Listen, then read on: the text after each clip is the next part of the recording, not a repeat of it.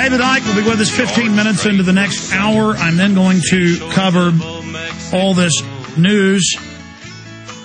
Headline, dollar reaches breaking point as banks shift reserves. Bloomberg, Obama getting the Nobel Peace Prize. That's all part of just flaunting corruption in our face, trying to teach us to just submit and accept the lies and corruption and just capitulate. We're going to go back to David Icke in just a moment. The power of the people taking action is so important. Obviously, that's a very simple statement, but also very profound. And the public has been brought into this deep false reality. They've been hypnotized. They've been brought into this false left-right paradigm. They have had their priorities set by Madison Avenue. They have literally been put into an alpha state of mind control by the television set. And my new film, Fall of the Republic, Volume 1, is a quantum leap from my other films. The other films are excellent, informative, and are among some of the most watched out there. Even the major publication, New Republic, attacks me, says I'm the most dangerous person out there, basically, and says that I am the counterculture icon. And that's actually scary. And I'm on the White House enemies list, number 24 or 25. They're singling me out. Why is that? Well, they mention the Obama deception. And they say it's been seen more than 4 million times on YouTube alone.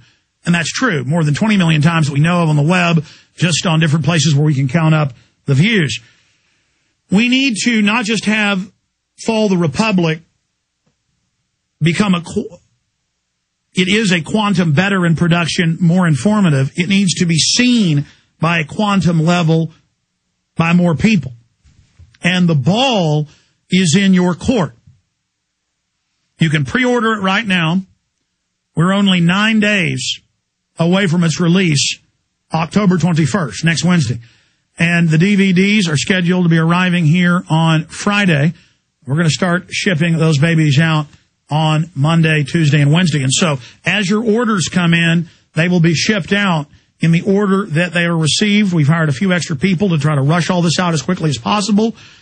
And we're getting better and better about shipping stuff quickly. The point is, if you want Fall of the Republic, go to falloftherepublic.com. You can order it there or at Infowars.com or call toll-free 888-253-3139, 888-253-3139.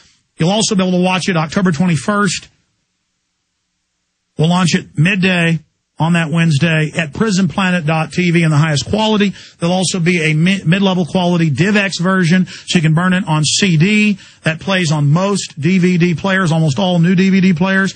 That way you can buy cheap 20, 30 cents disc, burn copies of it, give it out to people. Not only was the Obama deception, and still is, the biggest film we've released for free online views or people making copies of DVDs, it's the best seller we've ever put out.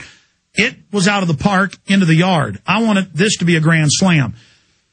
Infowars.com, prisonplanet.tv, or 888-253-3139. You can also write to me at P.O. Box 19549, Austin, Texas 78760. It's $19.95 per copy. You're free to make copies for nonprofit educational purposes. You are not free to sell it. And it's a good thing I made that stipulation. Amazon will not let me open a shopping cart and sell my previous films because other people have opened carts and claim they own my films. And I may have to litigate those people because they're not stopping, or I'll lose my films. I mean, I try to say, here it is, make copies, and then people try to take the films from me. I know folks have tried that with David. All I want to do is get my films out and have them seen by people. But if I can't even own my own films or have my own films, it becomes a very, very serious issue. Side issue, but, you know, folks, I can hang out with Hollywood people all day. But once you know reality, and you don't want to hang out with Hollywood people unless you admire their courage, like Charlie Sheen. I don't want to just hang out with them at their mansions for no reason. I'm less and less about the flesh, about food and sex and things. And it's so liberating. The horizons have expanded so greatly. But how do you understand the limitlessness of the universe and how we're all tied into it? One drop of water in the ocean is only one drop, but it is part of the great ocean. in its different permutations, it will experience the ocean. It will be in so many other life forms. I mean, there's this limitlessness. How do you experience that limitlessness, but at the same time stay in this three-dimensional realm and fight the tyranny? That's a question I have for David Icke. David, I have a lot of quick questions for you now because I want to cover a lot of ground with you and pick your brain here today. But how do you not become like some of the folks in India who just say, so what if my kid dies? So what if bad things happen? You know, it's all part of the limitlessness, so you just float away into space, versus another cop-out, the phony Rockefeller churches, World Council, National Council of Churches, openly bragging that they teach the Christians, lay down, submit to tyranny, you can't change anything, you're going to be teleported out by Captain Kirk in the rapture, though that's not even in the Bible, a pre-tribulation rapture. As you said, we've got to fight this tyranny now as this great battle comes to fruition so that we can bypass much of the pain and suffering. It's going to be bad, but everything we do now charts the course of future human destiny. How do we get people to tune into the fact that the great decision is being made, the greatest crossroads in human history, and deciding our future destiny? We hold humanity's destiny in our hands. How do we make that decision? How do we get people to take part? Because now I don't even hate the evil globalists. I don't like them and want to fight them. Before, I really hated them and had wrath towards them, and I still do. But more and more, I feel sorry for them and their minions who are missing out on this great paradigm. Well, first of all, Alex, they're pathetic. They're pathetic little control freaks. Why are they control freaks? What is a control freak? It's a terrified, frightened person, because those that wish to control everything are seeking to control it because they're terrified of anything being in a state of flux. These people couldn't watch a football match without making sure they knew the result before the game started, because this is why they say in their own writings that one of the things that could bring them down is mavericks, because mavericks just flow and they don't get in fear of things just happening as they happen. So they're terrified. They want to control everything because they're terrified of not being in control of everything. They're pathetic. And what they don't understand is people who are not looking at being attached to an outcome, not wanting to control other people, but just living in the moment. They don't understand that, and that's why they fear mavericks, because that's what mavericks in that sense do. In terms of what you were saying earlier about well, we're all consciousness and it's just an experience, so it doesn't matter. Well, the question comes, yes, it is just an experience, but do you want a nice experience?